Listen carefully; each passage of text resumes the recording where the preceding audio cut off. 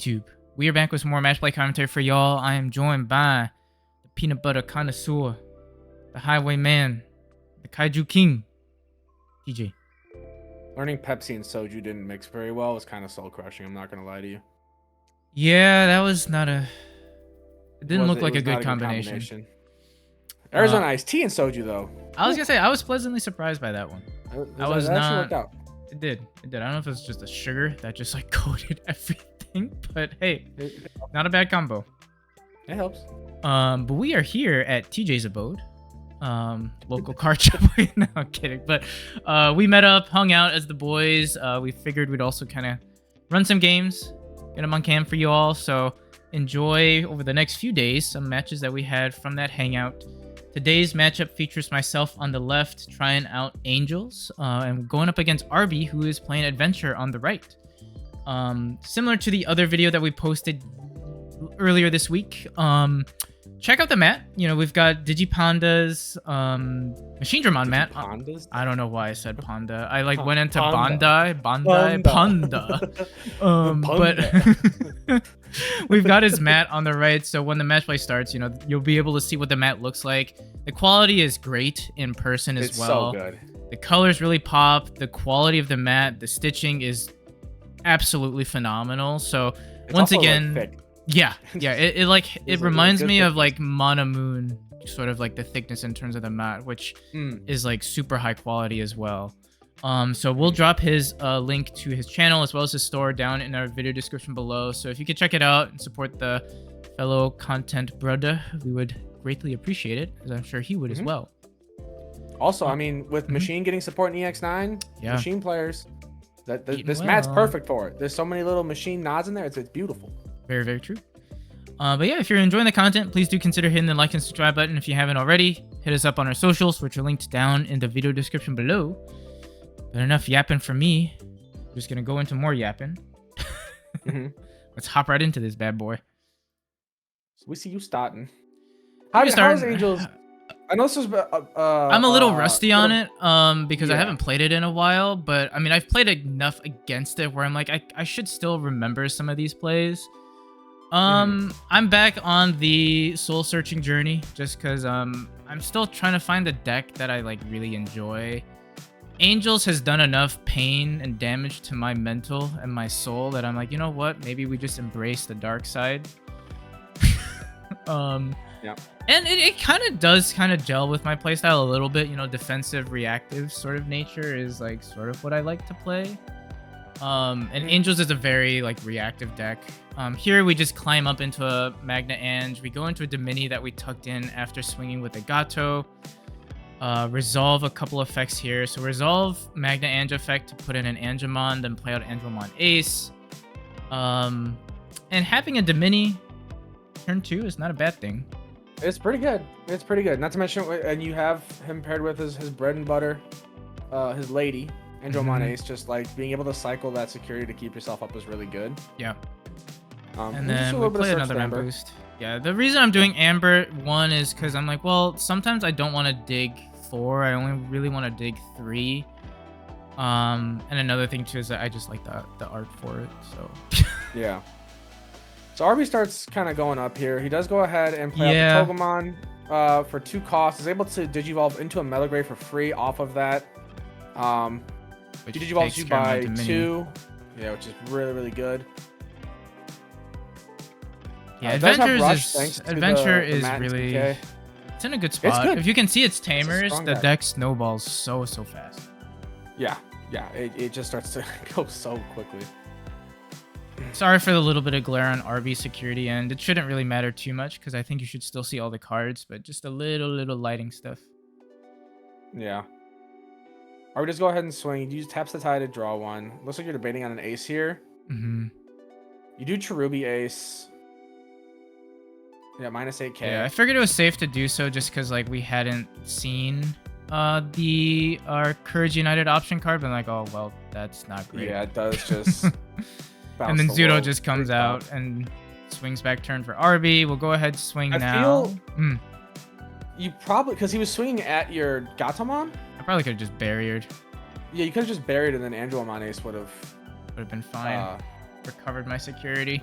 I think that's where Yeah. some of the naivety with the deck comes into play, because you'll see as the match goes on, there's a couple of like nuanced plays that I'm looking back at it, and we talked about it too, where I'm like, yeah, that probably wasn't the best play. I probably could have done something else a little differently. Just not having played the deck recently is really biting me in the butt here. But we go in to another Magna Ange for 6, go into our second Dominimon here.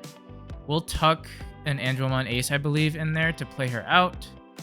We'll -7 on, I believe... We're debating who we want to do it on. Lily is sitting at 8 right now because of Toga. Yeah. I think you're just trying to decide how you want to do things. And we're also clarifying with Arby, like 7 from Domini and then potentially 6 off of the Angelmon. And then we do decide to pitch top to -6, and then we recover off of the Angelmon Ace effect. Mm-hmm. And then we call it a day here. And then Arby is debating on what he wants to do next, but he's going to start off at a pretty good spot. You know, having a level 5 that runs an ace play, has multiple tamers out on board. We'll start at 4 because of the Joe and Mimi. Plays out a BO. We'll get a Wargrey ace, which is pretty good. Yeah, that card's so insane. The fact that it's a double pop is just it's so good, especially if you unsuspend it and it's a triple pop. Like, Jesus. Yeah. It's so it not being once per turn on the pop is crazy. Yeah, I remember when it first came out, I was like, this card kind of dog water, and I was like very focused on Melga Ace. But the more I play against this deck, and the more Arby terrorizes me with Adventure, the more I'm like, man, Wargrey Ace is so good. The immunity to Digimon effects is also really, really nice. Yeah, it's huge. It's so good. When you pair it with that lady over there. We are bot decking the tie to do this, by the way. I think yes. Arby's just taking a second to get there.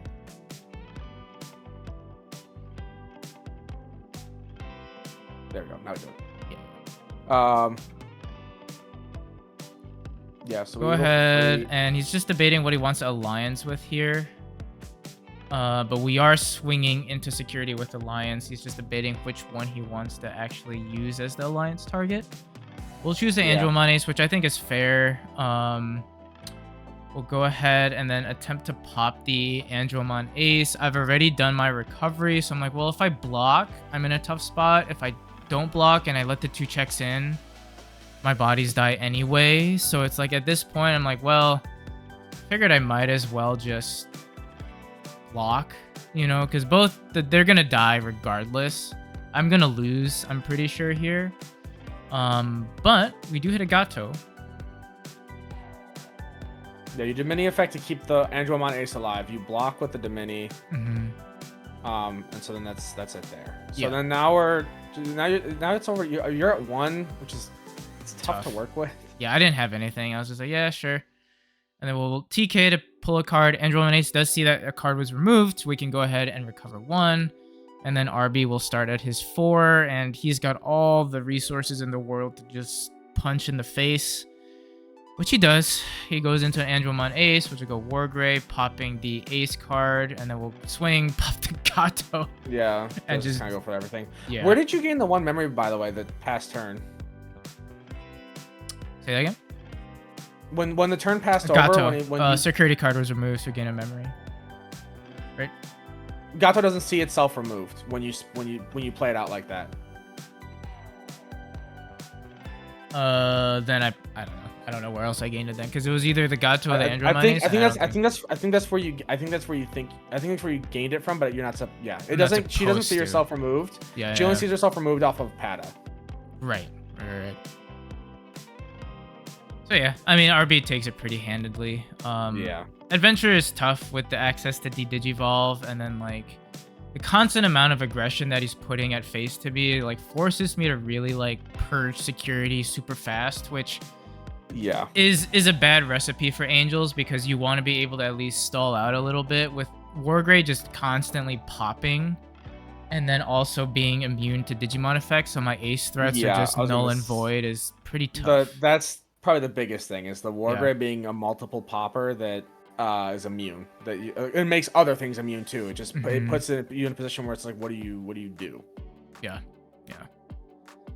So Arby goes ahead and starts, plays at a tie, which is always like Monka for me because it's like, well, you know, he's gonna be able to get so much value off of that tie. Whether it's playing stuff out, getting an extra color, whatever it may be, the tie is just a really, really good starter card for this deck. Yeah. And then we drop another Amber, search more, pick up an Angelmon Ace, and call it a day. So the little Aguman will swing. Yeah, he does. He loves to do this play where it gets deleted and then grabs it back off of the Suno egg. It's really, really solid. Yeah. Oh, yeah, absolutely. Gets draw, gets some search, drops a tamer. Just starts setting up his board even more. It's a double hit. Picks up the tie and the Agu. And here I'm like, okay, well, we'll go Gato. We can go ahead and swing Gato. Do its effect with QP to tuck, and then we stand. Gato is big living, hits an Agu. Pop a boost, go to 2. Play out Scramble to go into Magna Ange for 1. Go ahead and go into the Domini that we tucked in there. Tuck in an Angelmon Ace to go ahead play her out. Get rid of the BO. We'll trash just because I thought I could maybe hit a Gato that was in there, and then we call it a day. Okay. So I was able to get into Domini pretty quickly. Both games. You're not even like I was gonna say, like you're not even like slow. It's not like you're behind. Like you're getting your Domini pretty quick. Like you had turn 2 Domini game 1, and then this was turn 2 again. Turn 3 Domini. Turn 2. It was turn 3. It was turn 3, wasn't it? Yeah. But this is what's tough. So Zudo here will strip the barrier or the blocker, and then we are gonna purge because he did target the Angelmon Ace, and then he passes turn over. And here I'm like, okay, where do we go? And this is where I believe I make a slight misplay here. I think it's this turn or the next, but for those of you who are looking to play Angels, always keep your Angelmon Ace live, unless you can go into another one here. I derped thinking I had another one in there, but I didn't. So now I'm like, oh, that's awkward because I've got 2 Dominis who don't really do anything, and that's the face of a man who's like, I done messed up.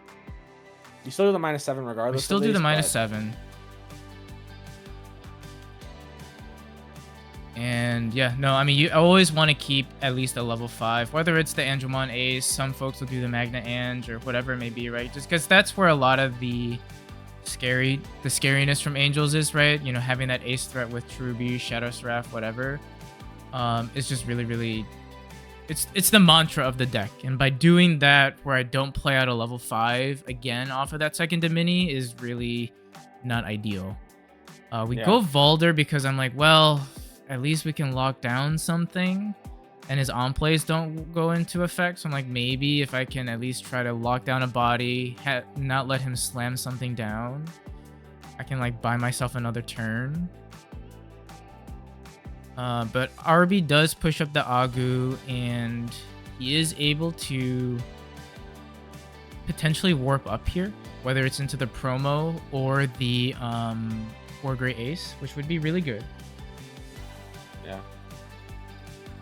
He does warp it in the promo. The promo will go ahead and just pop something with DP equal to or less than. So can you just pop Valder? The one thing, if he went into the Ace, he wouldn't have been able to pop the Valder, so he had to use the promo there. Because otherwise, Domini just purges as security and he's fine. So it does put you in a bit of a tough spot, but it does pass turn over. You do have to scramble here, get a card back on top. You push up. You're kind of just seeing what you want to do. You swing with the Luxmon. You go ahead and tuck the Rasuelmon underneath because I'm like, well, Arby does have like ace threat here, so yeah, he goes ahead and goes Wargrave. Will pop the Lux. Does give protection to himself. And so now you're just sitting in a weird spot where the mini kind of doesn't really do much here, unfortunately. The Wargrave Ace has effect protection. I'm forced to just drop a Magna Ange. Yeah, the idea behind her was that, you know, I can go into her, can't restand proc 1 digivolving effects, which doesn't really matter, but the restand I thought was like somewhat helpful. And then like on deletion, it'll just put herself back into security. Yeah. Again, it's a level 6 that floats out there. There's no level 5, so I can't really cheat out an ace play. But with the play that Arby did going into the ace, like his bodies were immune anyway, so it's like, well, that's tough. Yeah. Well, on top of that too, Arby has so much memory now too to work with on the tamers. So Arby just kind of starts setting up. So all the tamers are coming out. Are alive and everything. Mm-hmm. So he drops an Agu. We'll go ahead and just sort of peek through his hand, see what he wants to do. We'll tuck the tie to go ahead and play out an Angelomon at this point. Angelomon will let him digivolve something else for free, so he'll go into a War Gray Ace there because it's meeting the requirements. We'll give both aces protection. We'll attempt to pop the Dimini. Dimini will burn security to stay alive. And so at this point, like, this is a terrifying board state to look at. Yeah. Because now we're going to swing with the War Gray Ace. We've got double alliance target. And then he's going to attempt to pop me. So we go ahead and tuck the Rasul underneath. Because on deletion, we can tuck ourselves in. Yep. Swings, War Gray will attempt to pop again. Hit a Gato. I'm like, okay. That's cool. Now what? So Arby's thinking at this point, like, what he can do. He does just drop a Palmon for one, with like, and the one choke is like, it's just like, what do? You have two immune War Gray aces. The promo War Gray is still big chilling. He has an ace threat.